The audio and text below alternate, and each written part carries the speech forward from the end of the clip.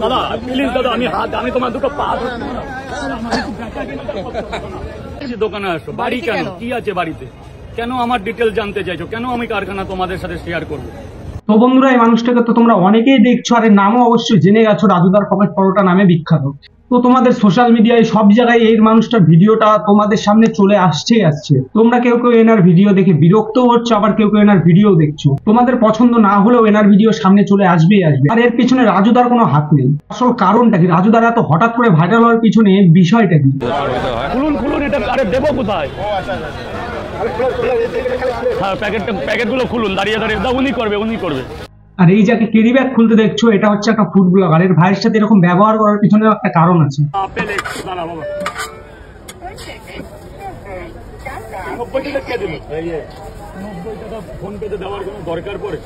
এই লোকটা হচ্ছে সাধারণ একটা পরোটা বিক্রেতা, সিম্পল লোক, সোজা সাপটা কথা বলে। হ্যাঁ, আর ব্যবসা ছাড়া তার অন্য কিছুতে মতলব নেই। আমি কোনো সেলিব্রিটি না যে আপনার উত্তরই নেব।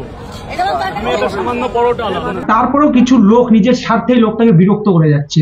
ভাই, এই এত বুঝে না সোশ্যাল মিডিয়ার ব্যাপারে, আর তারপরেও কিছু ঝাড়চোদা ফুড ব্লগাররা তাও এর পিছু ছাড়ছে না। তাই এদেরকে ফুড ব্লগার বলা যায় না, বিয়ে বাড়ির কুত্তা বলাটাই ঠিক। কেন তোমরা বাড়িতে যেতে চাইছো?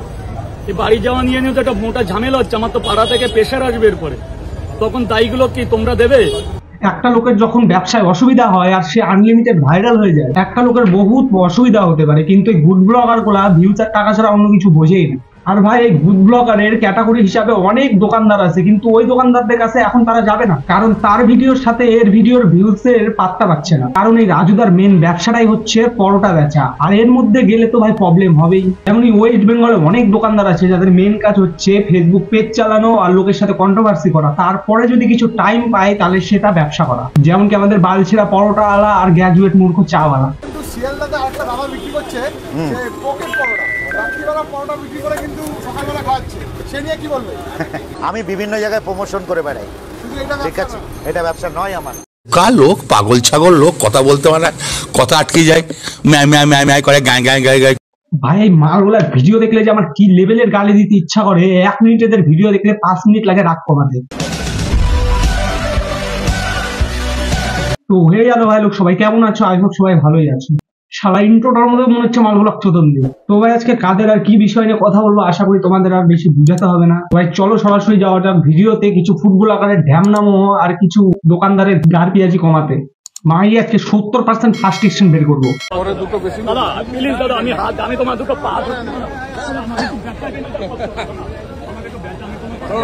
আমি হাত জোর করছি, আমি বেচা কেনাটা করি, আমি সবাইকে টাইম দেবো, আমাকে অনেক কাস্টমার আমাকে বেশ। তো ভাই, ভিডিওটা দেখে কি বুঝলে? তার ব্যবসা ছাড়া সে অন্য কিছু বোঝে না। তার ব্যবসায় প্রবলেম হচ্ছে জন্য সবার সামনে সে ফুটবল আকারে পা ধরতে যাচ্ছে। তাতে ভাই এদের কি, এদের তাতে কোনো যায় আসে না। তো এরকম কিছু ভিডিওতে তুলে ধরলে আরো বেশি ভিউজ আসবে আর টাকা বেশি। ভাই এদের একদমই লজ্জা নেই। এরা সামনের জনকে বোঝে না যে সবাই ভাই সমান হয় না। রাজুদার পরোটা খেতে লাইনটা জমায়েত হয়েছে, দেখো ভাই।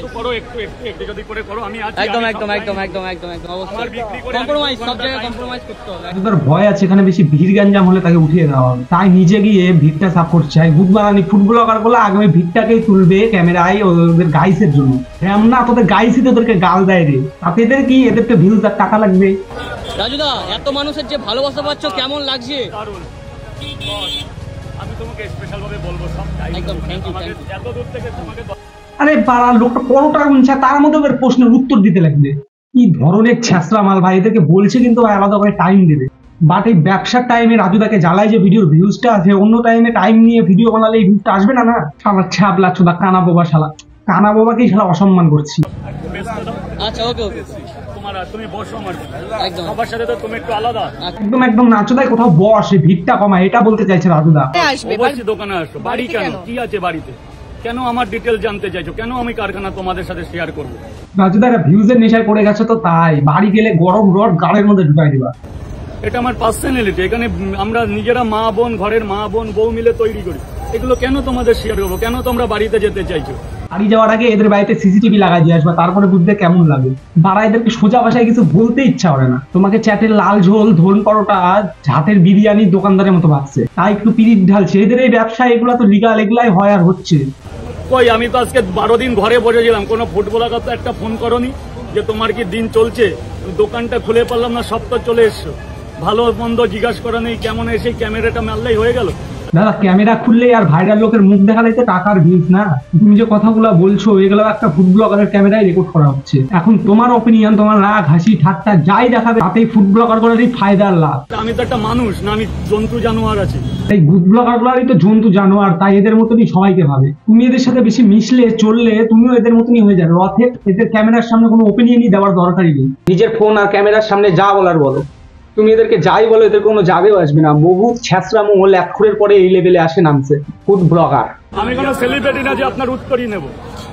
আমি এটা সামান্য পরোটা আমি নিতে পারবো না, হবে না, আমার লাইন দিতে হবে। তোমরা এর আগের ভিডিওগুলোতে দেখতেই পেলে কত ভালো করে গুড ব্লগার করার সাথে কথা বললো। আর তারপরেও রোজকার রোজ যদি একই জিনিস একই কথা বলতে হয় তাহলে কেন এরপরেও এরকম ব্যবহার করবে না? আসলে গুড ব্লগার গুলো ভালো কথার মানুষই না, ভালো ব্যবহার এক্সপেক্টই করে না। যদি ডিস্টার্ব করে আমি আমি বারবার বলছি যে আমার ডিস্টার্ব হচ্ছে। ভাই মানুষটার হয়ে আমি রিকোয়েস্ট করছি, ভাই মানুষটাকে ছেড়ে দে, এনার মধ্যে নাকি ব্যবসা করতে দে। ভাই আর দেখতে ইচ্ছা করছে না রাজুদার ভিডিও। ভাই অডিয়েন্সে আমি বিরক্ত হয়ে গেছি। জানি বারা আমার কথাও শুনবি না তোরা ভালো মতো বললে। উত্তরও দিবেন কেন আপনি? না না, ওটা ভালোবাসা, আমার কাছে ভালোবাসা না। ওটা তোমার গুদের ভালোবাসা গাড়ে ভরে রাখো মাদার গুলা শালা।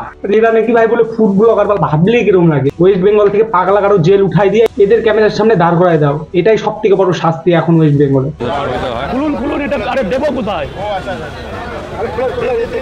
হ্যাঁ প্যাকেটগুলো খুলুন, দাঁড়িয়ে উনি করবে। রাজুদা কাজটা খারাপ করছে না, আমার মতে একদম ঠিক করছে। এদের দিয়ে আগে বাসন থালা দোকান সাফ করায় টরায় তারপরে ক্যামেরা খুলতে দেওয়া উচিত। শালা গুড ব্লগার গুলা।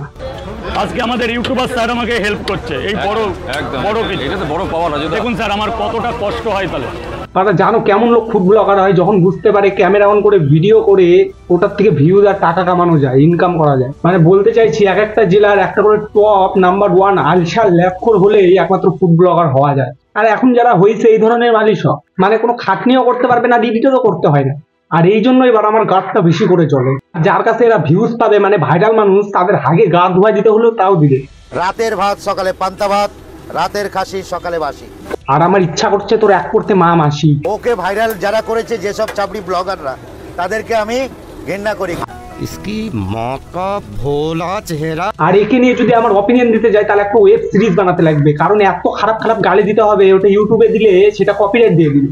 আর এই সারের ধারণা একে সালমান শাহরুখ আসে ভাইরাল করছে। আচ্ছা আরেকটা কথা আছে, এই যে এখন কিন্তু শিয়ালদাতে আরেকটা দাদা বিক্রি করছে যে পকেট পরোটা। রাত্রিবেলা পরোটা বিক্রি করে কিন্তু সকালবেলা খাচ্ছে। सबके सब चोर हैं साले, इन सब के नाम उस लिस्ट में डाल दो। ও যত তোমরা ভাইরাল করছো তত বিকাল 4টের সময় বাজছে। আমি আজ ডিজে হলো। সবার প্রথমে বলি, আমার কাছে ভিডিও করলে কিন্তু আমার আশপাশে ভিডিও করবে না। আর যদি আপেল দাঁড়া বাবা 90 টাকা কে দিল?